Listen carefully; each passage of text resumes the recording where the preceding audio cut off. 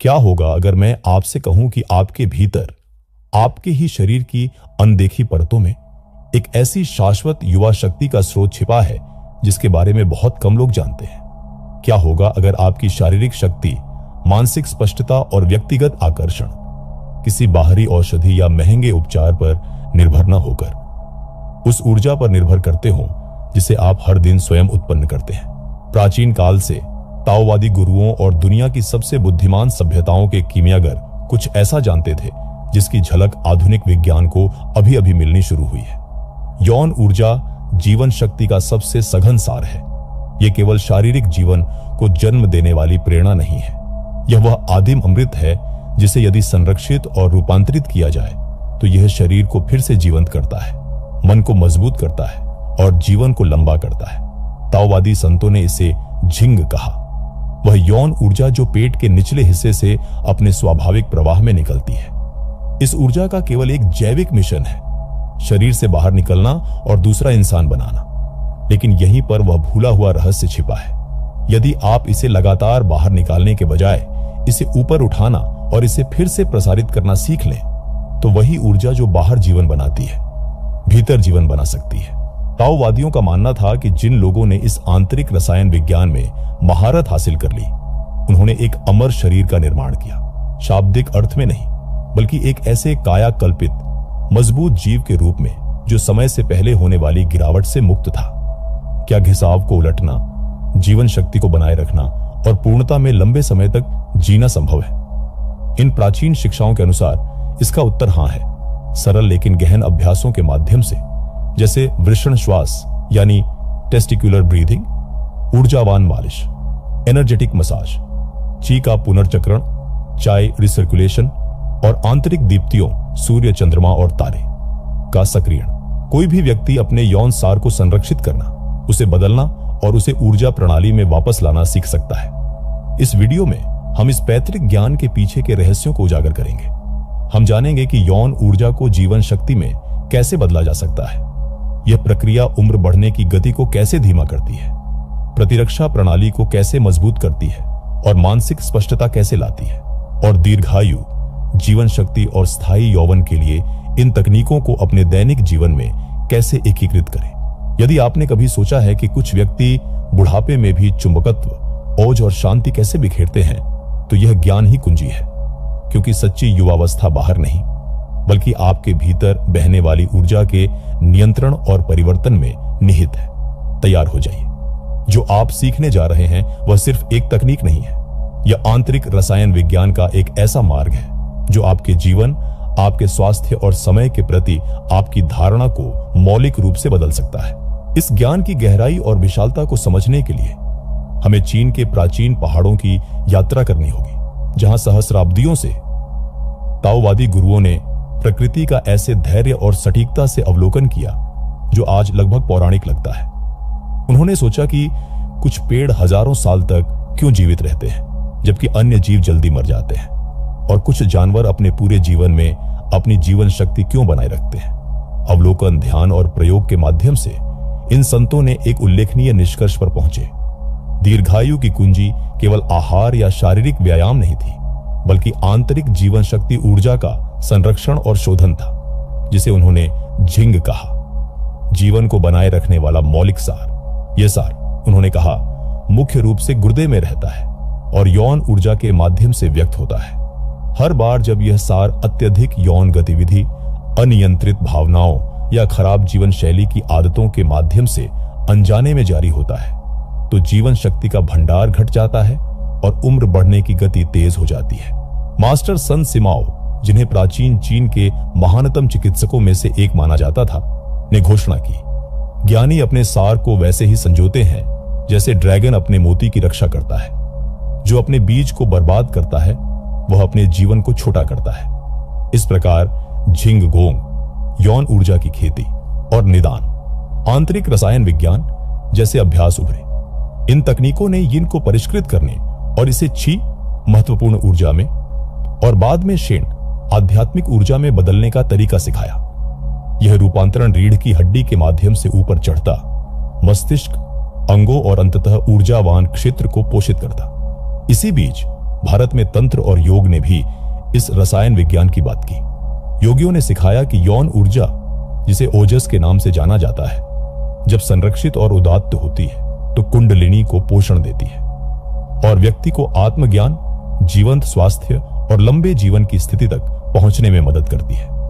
पूर्व और पश्चिम दोनों में, यूरोपीय हर्मेटिकिज्म में भी मर्दाना और स्त्री सिद्धांतों के प्रतीक सल्फर और बुद्ध का रूपांतरण एक केंद्रीय विषय था। यौन ऊर्जा को शारीरिक, मानसिक और आध्यात्मिक विकास की आधारशिला माना जाता था। यह ज्ञान खुले तौर पर आम जनता के साथ साझा नहीं किया गया था।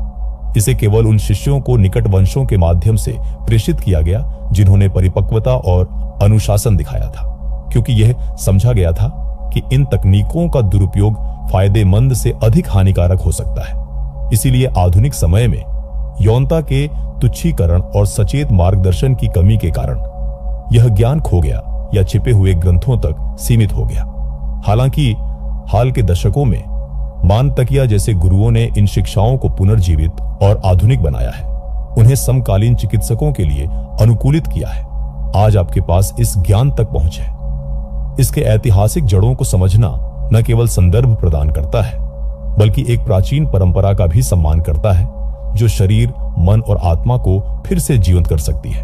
एक पल के लिए कल्पना करें कि आपका शरीर एक जीवित कीमियाई प्रयोगशाला है, एक पवित्र मंदिर जहां प्रत्येक कोशिका, प्रत्येक अंग और प्रत्येक ग्रंथि एक कुशलता से डिजाइन की गई ऊर्जावान मशीन के हिस्से के रूप में कार्य करती है। और उस मंदिर के भीतर किसी भी अन्य ईंधन से अधिक शक्तिशाली एक ईंधन है, आपकी यौन ऊर्जा। यदि आप इसे परिष्कृत करना जानते हैं तो यह हर महत्वपूर्ण प्रणाली को पोषित कर सकता है।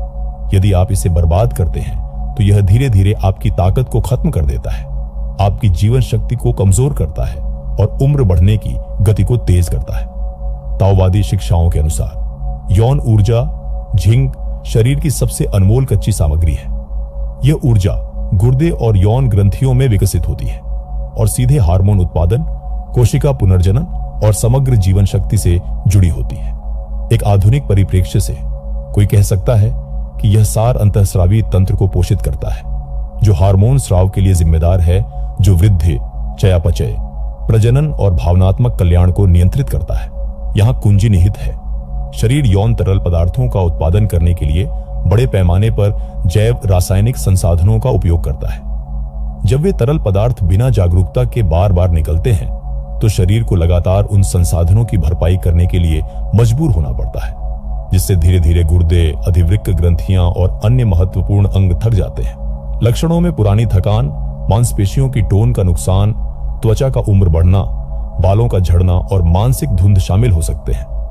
लेकिन अगर इस ऊर्जा को बाहर निकालने के बजाय आप इसे अंदर की ओर पूर्ण प्रसारित करना सीखते हैं तो कुछ असाधारण होता है। यह सार मस्तिष्क, रीढ़ की हड्डी, अंगों और ग्रंथियों को पोषण देने के लिए वापस आता है, जिससे पूरी प्रणाली मजबूत होती है।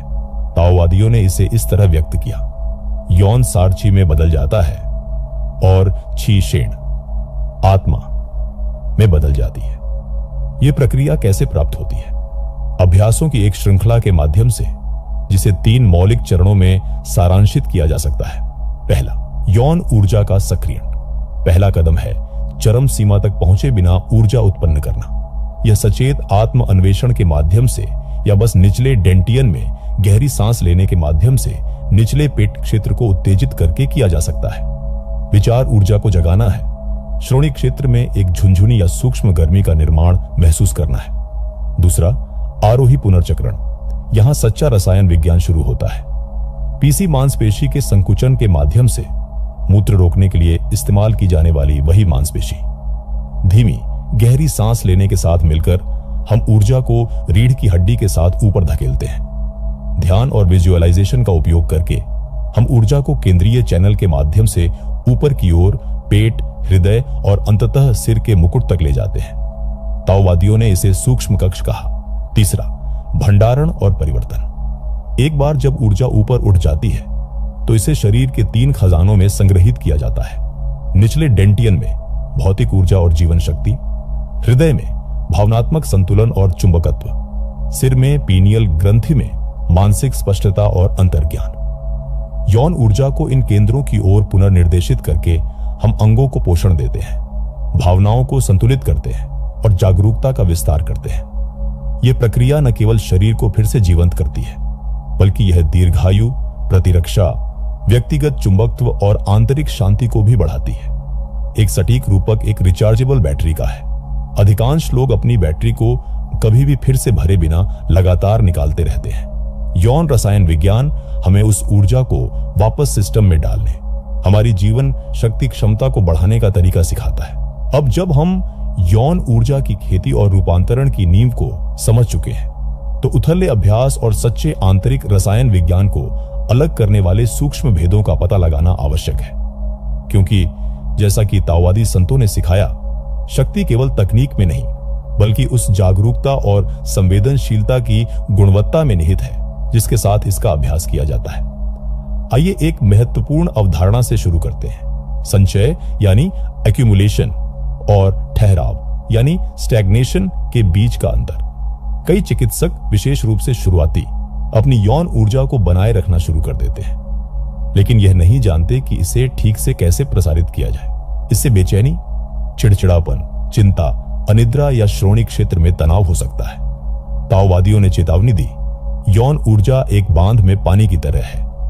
यदि इसे सिस्टम के माध्यम से बहने देने के लिए गेट नहीं खोला जाता है, तो आंतरिक दबाव बढ़ता है और सिस्टम ढह जाता है। इसीलिए दैनिक सचेत पुनर्चक्रण आवश्यक है। केवल रोकना पर्याप्त नहीं है, ऊर्जा को बहना और रूपांतरित होना चाहिए। गहरी पेट की श्वास, आरोही विजुअलाइजेशन और ऊर्जावान मालिश ठहराव से बचने की कुंजी है। कल्पना करें कि प्रत्येक सांस और कोमल संकुचन के साथ आप उस ऊर्जा को एक चमकदार नदी की तरह ऊपर धकेल रहे हैं, जो आपके शरीर की प्रत्येक कोशिका को पोषण देती है।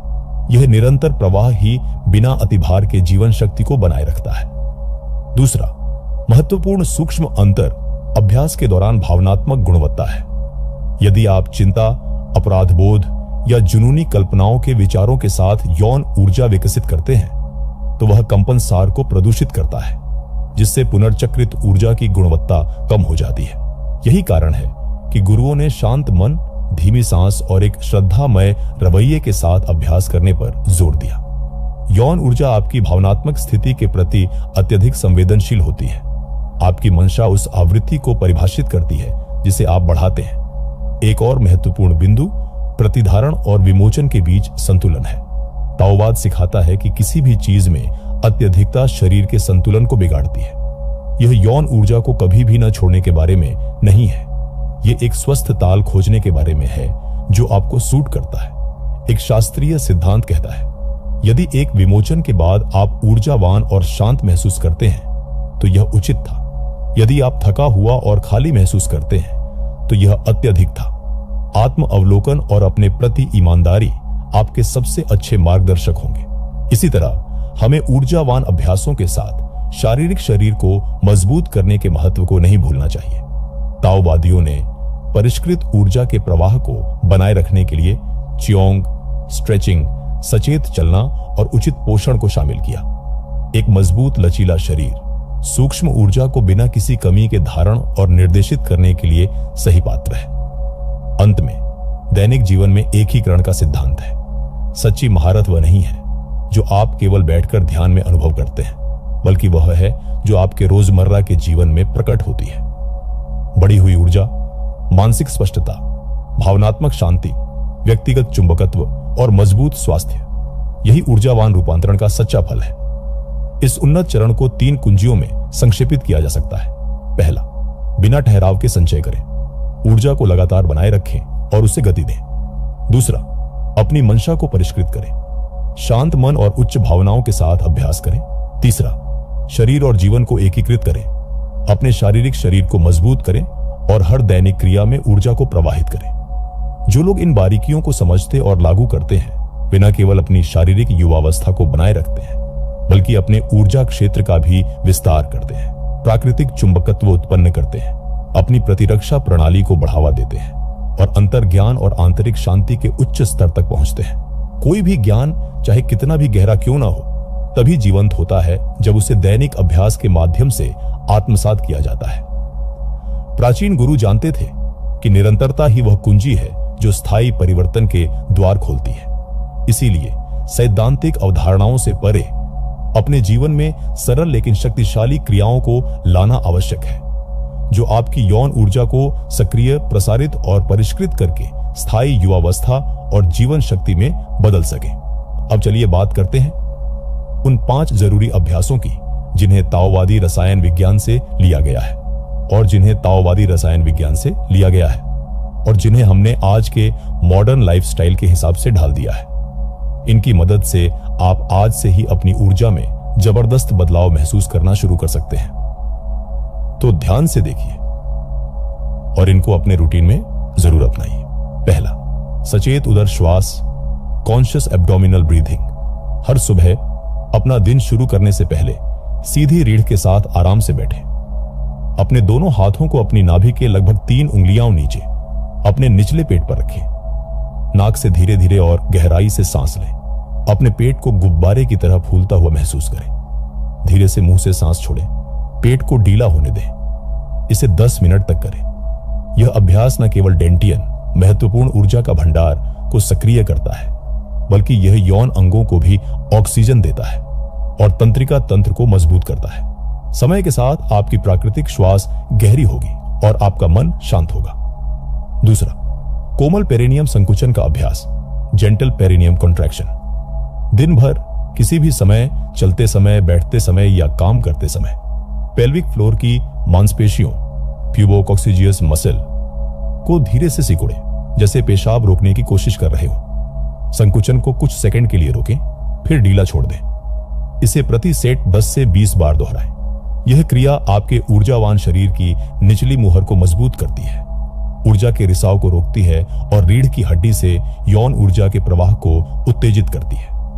ताओवादियों ने कहा कि यह व्यायाम निचले कड़ाहे को प्रज्वलित करता है, जिससे शरीर की जीवन शक्ति जागृत होती है।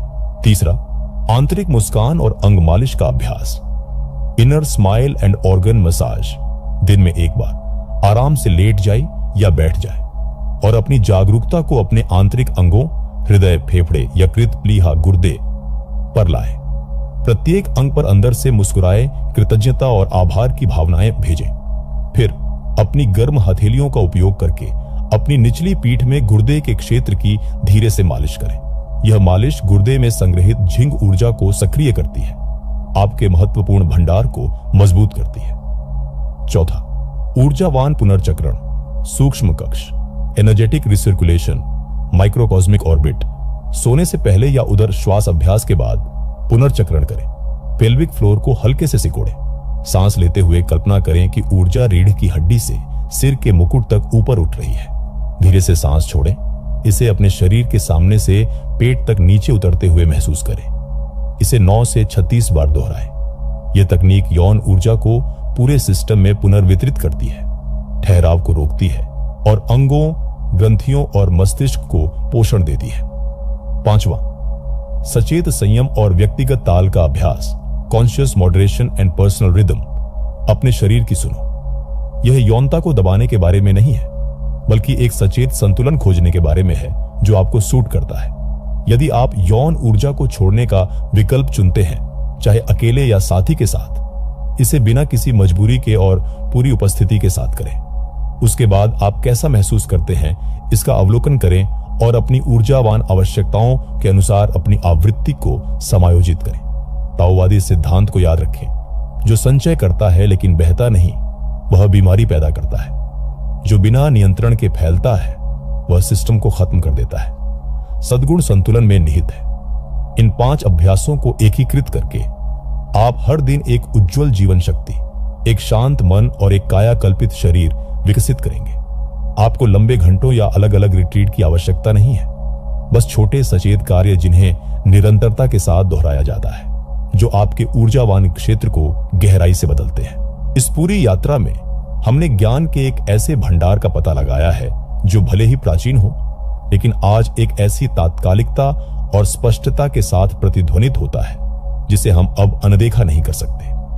हमने एक ऐसे रहस्य को उजागर किया है जो किसी भी युग से संबंधित नहीं है, क्योंकि यह कालातीत है।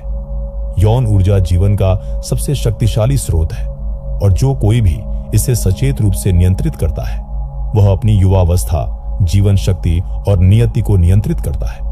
एक आधुनिक दुनिया में जो बाहरी चीजों, महंगे उपचारों, दवाओं, सर्जरी और क्षणभंगुर उत्तेजना को अधिक महत्व देती है, पैतृक ज्ञान हमें याद दिलाता है कि सच्चा कायाकल्प भीतर निहित है। जिस तरह से हम अपने महत्वपूर्ण सार को विकसित, संरक्षित और परिष्कृत करते हैं, प्राचीन संत समय से बचने की कोशिश नहीं करते थे, बल्कि इसे पूरी तरह से ओज और स्पष्टता के साथ जीना चाहते थे। अपने शरीर और आत्मा को ऐसे निपुणता के स्तर तक बढ़ाते थे जो एक बार अप्राप्य माना जाता था। आज वह कुंजी आपके हाथों में है। आपने महसूस किया है कि यौन ऊर्जा केवल एक जैविक आवेग नहीं है, बल्कि एक कीमियाई अमृत है जो आपके शरीर की प्रत्येक कोशिका को पोषण दे सकता है, आपकी चेतना का विस्तार कर सकता है और आपकी आत्मा को जागृत कर सकता है।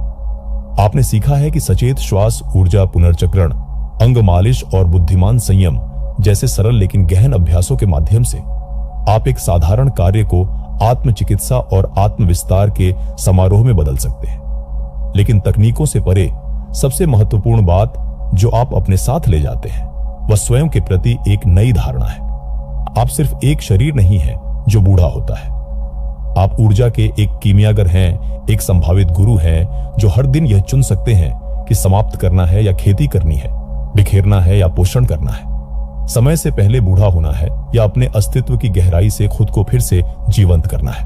हमेशा याद रखें, युवावस्था जीवन का एक चरण नहीं है, यह आपके ऊर्जावान क्षेत्र की एक अवस्था है। जब आपकी ऊर्जा स्वतंत्र रूप से बहती है, जब आपका सार संरक्षित और रूपांतरित होता है, तो आपका शरीर स्वास्थ्य, आपका मन स्पष्टता और आपकी आत्मा शांति का विकिरण करती है। यदि यह संदेश आपके साथ गहराई से प्रतिध्वनित हुआ है तो इस ज्ञान को साझा करें, इस ऊर्जा को फैलाएं और दूसरों को दीर्घायु और प्राकृतिक जीवन शक्ति के इस मानचित्र को याद करने दें। इस चैनल को सब्सक्राइब करें, नोटिफिकेशन बेल दबाइए और इस वीडियो को लाइक करें ताकि हम एक साथ उन शिक्षाओं की खोज जारी रख सकें जिन्होंने प्राचीन काल से संतुलन, महारथ और उत्कृष्ट सत्य के साधकों का मार्गदर्शन किया है। भविष्य के वीडियो के लिए बने रहें, जहां हम गूढ़ तकनीकों, प्राचीन शिक्षाओं और उन रहस्यों को उजागर करना जारी रखेंगे जो शरीर को मजबूत करते हैं, मन को जगाते हैं और आत्मा का विस्तार करते हैं। क्योंकि आंतरिक रसायन विज्ञान का मार्ग यहीं समाप्त नहीं होता है। प्रत्येक दिन जीवन शक्ति, जागरूकता और व्यक्तिगत शक्ति का एक नया आसवन है। आपकी परिष्कृत ऊर्जा का प्रकाश आपके जीवन के हर कोने को रोशन करे।